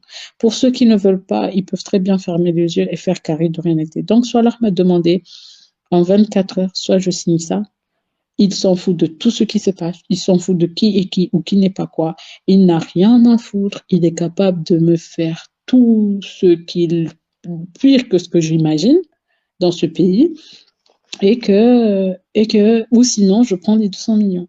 Donc là, dans les deux cas, je savais pas, j'avais très mal. Franchement, j'étais tellement intimidée, je voulais juste mourir. Voilà, l'envie, je voulais juste mourir. Mais Dieu a fait que j'étais musulman et j'avais la iman, j'ai pas pu. Mais je vous jure que si j'étais pas craintive, si j'étais pas pieuse, peut-être je serais morte à l'heure où je suis, parce que je me serais tout simplement suicidée tellement c'était tellement lourd à porter pour moi. C'était une intimidation qui était très lourde. Mon mari est venu me trouver en train de regarder les fenêtres ou à faire des nœuds ou des trucs comme ça. Il s'est dit non, ma femme est enceinte, il faut que je trouve une solution pour surmonter. C'était très lourd pour lui parce qu'il venait de découvrir tout ça aussi en même temps. Il ne savait pas que je faisais mes activités. C'était quelqu'un qui avait totalement confiance en moi. Donc, il ne checkait pas parce que ça marchait, tout allait bien. Il voulait pas savoir ce que je faisais ou pas, avec qui j'étais, même savoir que j'étais partenaire avec cela. Il venait de l'apprendre en même temps. Donc, c'était trop lourd pour lui et trop difficile à porter, mais il pensait tout simplement à l'enfant et il voyait comment je réussissais et il refusait tout simplement de me laisser tout seul une seconde. Donc, alhamdoulilah, je pense que grâce à lui, aujourd'hui, je suis là. Maintenant, pour revenir, je suis allée, j'ai réfléchi 80 000 fois. Le vendredi, il nous a appelé tôt le matin, il m'a dit, il faut qu'on aille faire les papiers. Il y a une voiture qui vient vous prendre. Bon, j'étais pas là. J'étais chez Swami en consultation. Et j'ai dit, ça va pas, je vais à l'hôpital et tout. Il m'a dit, non, il veut rien savoir, il faut qu'on le fasse. Donc, finalement, ils ont pris mon mari. C'était mon mari qui était dans la voiture. Mon mari m'appelle, il me dit, t'es où? J'ai dit, je suis chez Swamir. Il me dit, je suis devant, essaie de venir. Donc, j'ai compris que maintenant, c'est mon mari qui était en danger, j'avais pas le choix. Donc, je suis partie, j'ai laissé les analyses, je suis montée dans la voiture et on est parti. Maintenant, ils m'ont dit de faire l'acte de compromis de vente. Donc, on a fait cela. Mais le vendredi soir, c'était vers 23 heures, un de ses agents m'a confié que Nadra, franchement, même si tu signes, c'est faux. Solar ne va pas te laisser partir, il va t'arrêter. Même si tu signes demain, genre si demain samedi tu finalises les papiers, le lundi, il va t'arrêter. C'est déjà sur le planning. J'ai dit, ok, d'accord. Je lui ai rien dit à lui. Je n'ai rien dit. J'ai dit à mon mari, non, il faut que je parte. Mon mari sentait que ça n'allait pas. Ça n'allait pas. Donc, finalement, ce qui est fait, je suis partie. Et quand je suis partie, moi, l'optique qui était là, c'est que je me disais, tu sais, récupérer des factures, c'est pas grave. Tu peux le faire même à distance. Il fallait que je parte, que je sois dans un endroit posé, que je puisse réfléchir, régler le problème des autres, mais que l'essentiel, c'est quoi? C'est que je refuse de signer cet acte, d'accord? Et tant que je serai ici, même si je vais voir la justice, même si je vais à la gendarmerie, mais où que j'irai, soit là aura la main longue et la bouche très longue, donc je n'aurai jamais gain de cause. Il aura toujours main sur moi, donc je pourrai jamais éviter ça. La seule solution, c'est que je parte, parce que si je suis pas, je peux plus signer, tout simplement. Moi, c'était à ça que je pensais. Donc, j'étais consciente aussi qu'en partant, sans n'avoir rien dit à tous mes partenaires qui voyaient déjà qu'on avait un problème et que j'essaie de rassurer, ils allaient se dire, ouais, mais elle a essayé de nous rassurer, elle est partie. Donc, j'étais consciente de l'ampleur que ça allait faire, mais je me suis dit, écoute, on est aux Comores, tu sais, quand tu as mal, mais que même après un an, tu retrouves ton argent, bah, tu oublies tout, tu vois. Donc, je me suis dit, d'abord, je pars, après, je peux expliquer aux gens ce qui se passe, et après, je peux gérer. Et une fois en sécurité, d'ailleurs, je pourrais dire la vérité. L'erreur que j'ai faite, c'est que comme Solar m'avait proposé de partir en Tanzanie, et que après j'ai su que quand même il voulait m'arrêter, je me suis dit c'était un piège. Donc c'est là où j'ai fait l'erreur. Je me suis dit bon, vaut mieux ne pas partir en Tanzanie, je pars à Mada. Mais franchement, ni Mada ni Tanzanie, ce ne sont pas des zones de confort pour moi. En fait, je suis pas bonne dans les pays francophones. Vous voyez, mais je n'avais pas aussi les moyens de partir dans un pays anglophone, encore moins me faire un visa rapidement. Donc, pour moi, il fallait pour moi, dans ma tête, ce qui était prioritaire, ne pas finaliser, ne pas signer, ne pas faire le truc de la maison, ne pas faire. C'est ça qui était là. Donc, je pars, peu importe ce que les gens vont dire. L'essentiel, c'est que j'aurais pas signé les papiers que Solar veut m'imposer. C'est ce que j'ai fait, je suis partie. Mais finalement, bon, comme je vous dis, c'est l'homme le plus puissant. Hein. C'est la personne qui gère les renseignements du pays, c'est le plus puissant du pays. Ce n'est pas les autres. Hein. C'est même pas les boss. Hein. C'est lui qui a le plus de pouvoir parce qu'il a plus d'accès, il a plus de facilité, tu vois. Donc, bien sûr, il a contacté les services de renseignement d'Éthiopie, de je ne sais où. En tout cas, il s'est bien démerdé jusqu'à me ramener ici. D'accord?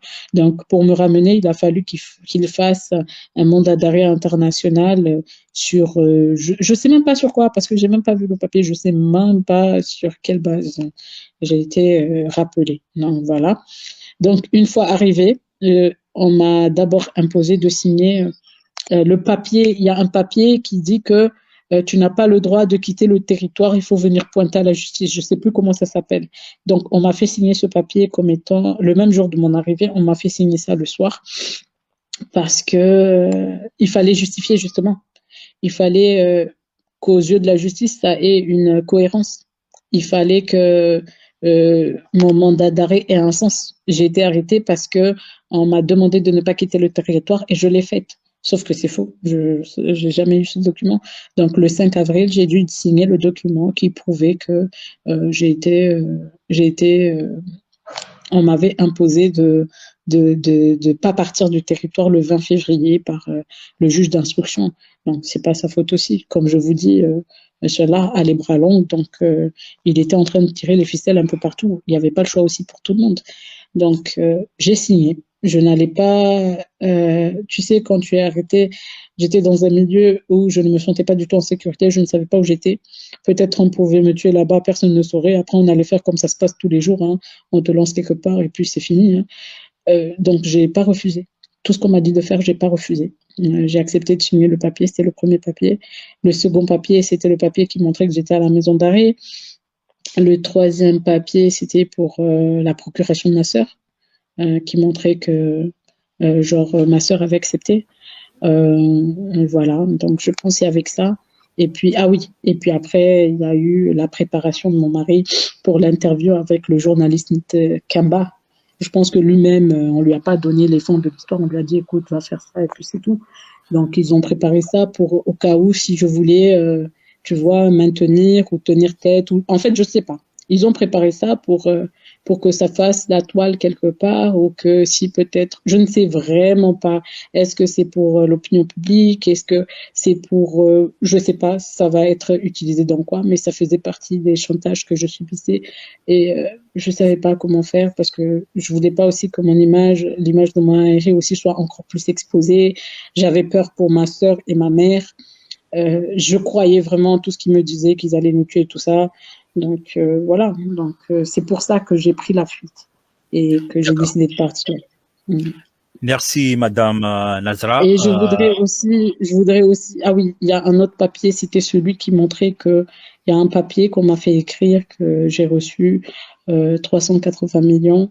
Je me souviens plus vraiment des mots employés, mais on me l'a fait écrire et puis signer. D'accord, c'était aussi là où j'étais détenue, je dirais même pas détenue, séquestrée. Et d'ailleurs, pour faire la remarque, c'était, je crois, le jour de mon arrivée ou le lendemain, je sais plus. Le gars m'a, comment il s'appelle Solar est venu me dire, le ministre va venir, le ministre de l'Intérieur, il va venir là, tout de suite, d'accord? Donc, si tu oses détourner ou dire autre chose, tu verras, c'est nous qui sommes là avec toi, c'est nous qui te détenons. Tu ne sais pas de quoi on est capable. Donc, il va venir et s'il vient, il va te poser une question. Il va te demander si tu as réellement vendu la maison. Et tu vas dire oui. et que tu as reçu les 380 millions cash et que sur ces 380 millions, qu'est-ce que tu en as fait? Tu vas dire que tu as donné parce que tu vois, Salah connaissait vraiment tout au millimètre près, même ceux qui ont reçu en dernier lieu.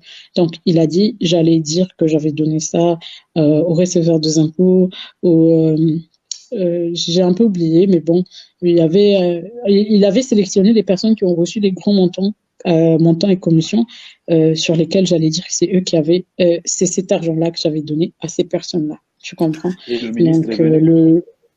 justement, le ministre est venu et c'est là où je me suis sentie vraiment, ça m'a beaucoup touchée, ça m'a affectée. Jusqu'aujourd'hui, ça m'a tellement affectée parce que je me suis dit, euh, quand un responsable arrive comme ça, je pense que sur une telle affaire, je méritais d'être en privé avec lui. Mais Et dès tu qu'il étais là, et arrive, Solar était là, et les Solar autres, est venu c'était... avec lui, le ministre se met devant moi et Solar est derrière le ministre. Tu veux que je fasse quoi? Il me pose exactement la question qu'il m'a demandé. Est-ce que tu as vendu la maison? J'ai dit oui. Alors tu l'as vraiment vendu à cet Indien-là? J'ai dit oui.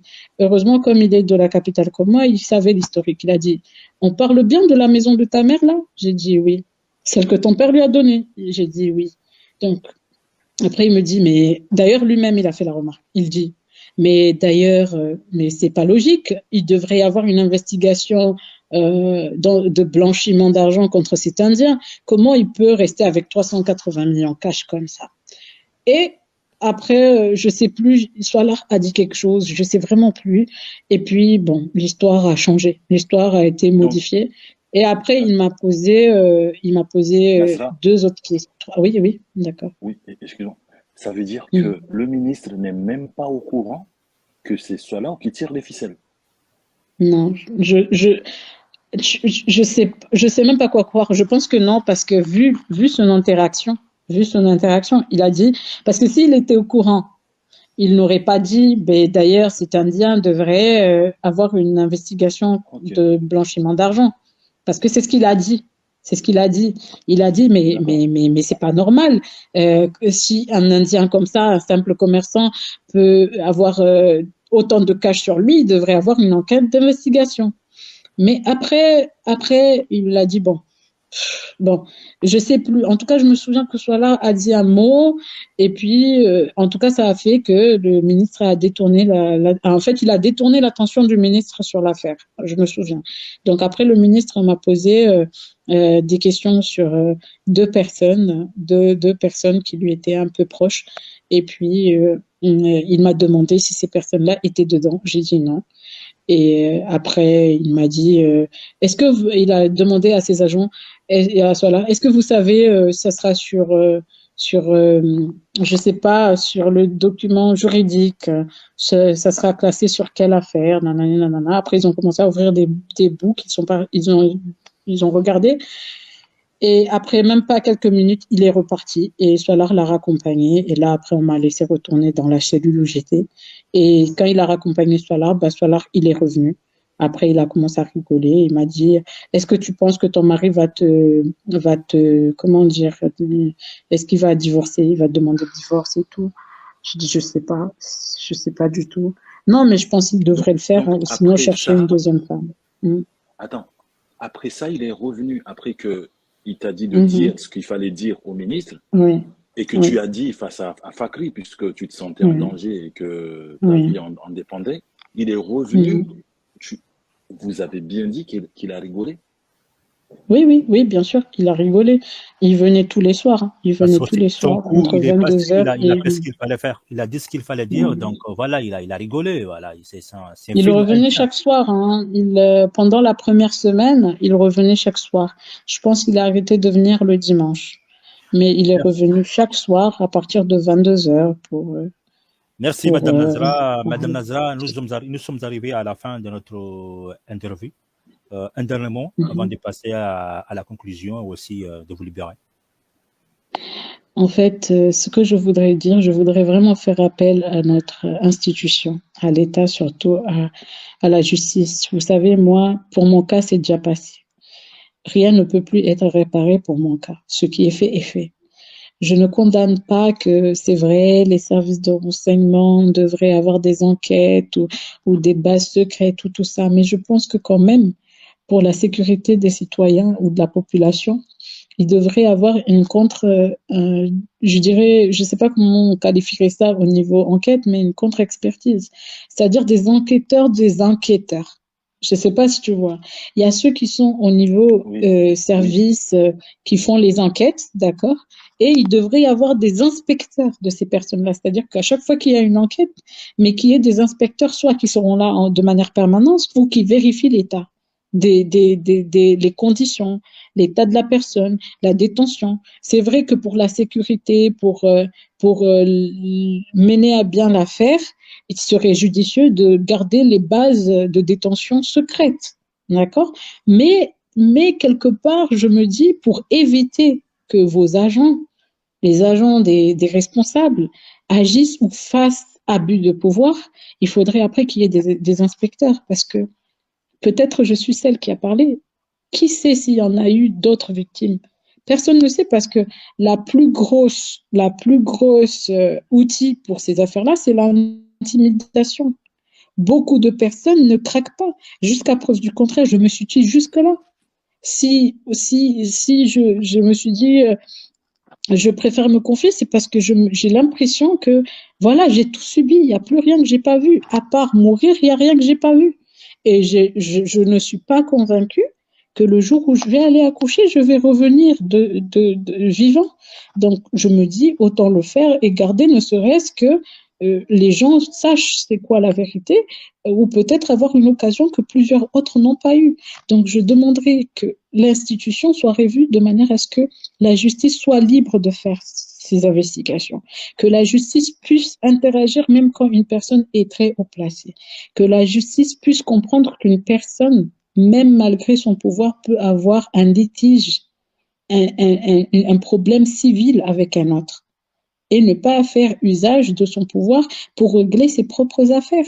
Aujourd'hui, un problème entre moi et une personne a affecté tout l'État, ça a affecté tout le monde. Imaginez toutes les pères de famille qui ont été destitués de leur poste pour des affaires non fondées.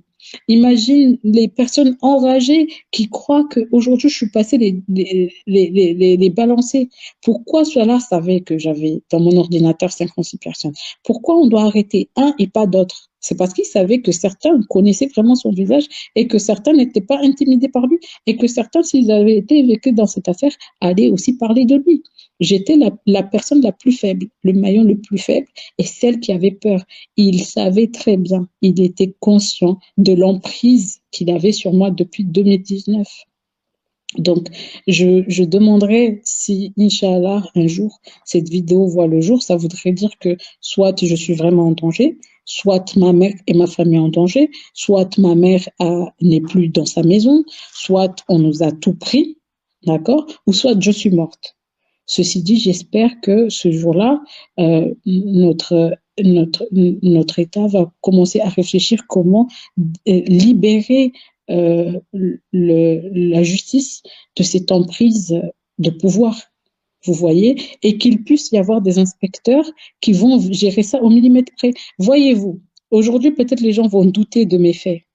Et j'aurais honte parce que j'aurais dit une chose qui est tellement honteuse parce que ne croyez pas que divulguer une agression soit très joyeux à dire. Hein. C'est honteux. Tu as honte. Tu te dis comment les gens vont te regarder dehors. Comment ta vie sera affectée. Mais si on était dans un état où j'étais libre, où je me sentais libre, où j'avais tellement confiance que peu importe ce que je parle, ma vie ne serait pas en danger.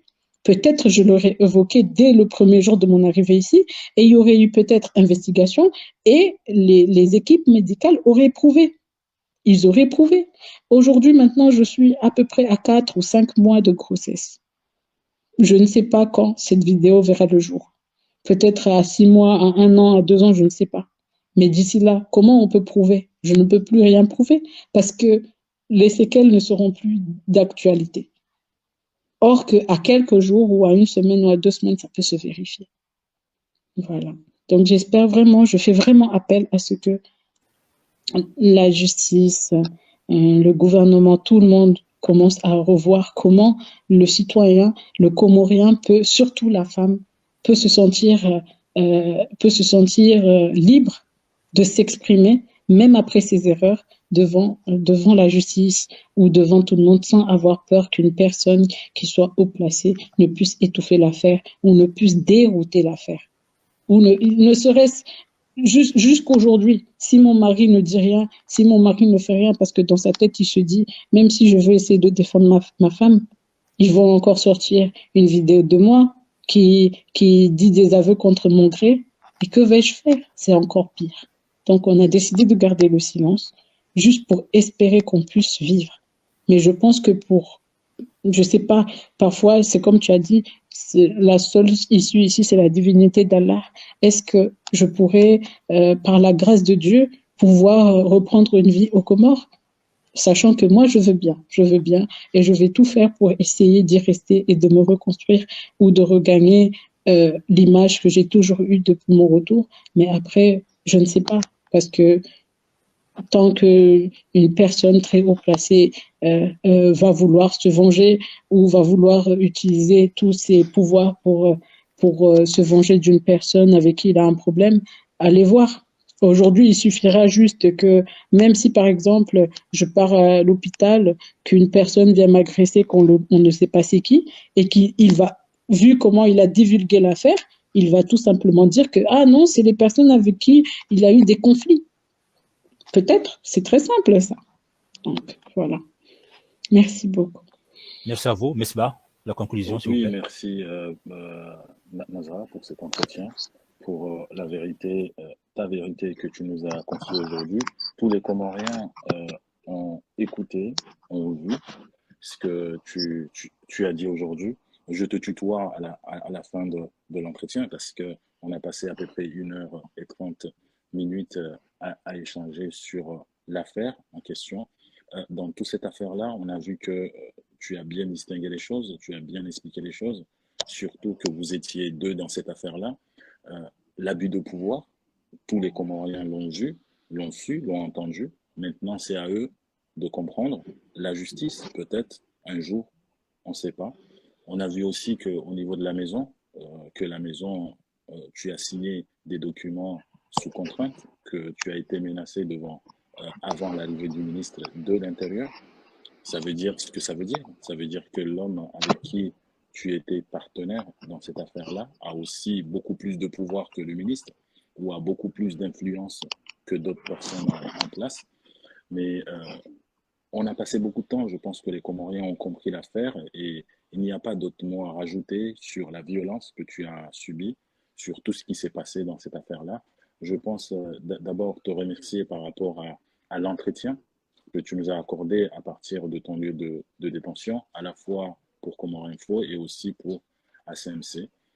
Sur ce, je laisserai la parole à Tadj de ACMC pour le mot de la fin. Merci. Juste ce qu'il y a à dire, tu as bien dit à mon frère Misbah. Avant tout, on remercie Madame Nazra à toutes les conditions qu'elle est en train de vivre actuellement et d'accepter venir témoigner et répondre à nos questions. Et là, le temps qu'on a passé, on ne peut pas abuser un peu plus. On vous remercie et aussi on remercie nos auditeurs qui ont patienté à écouter, à regarder notre émission.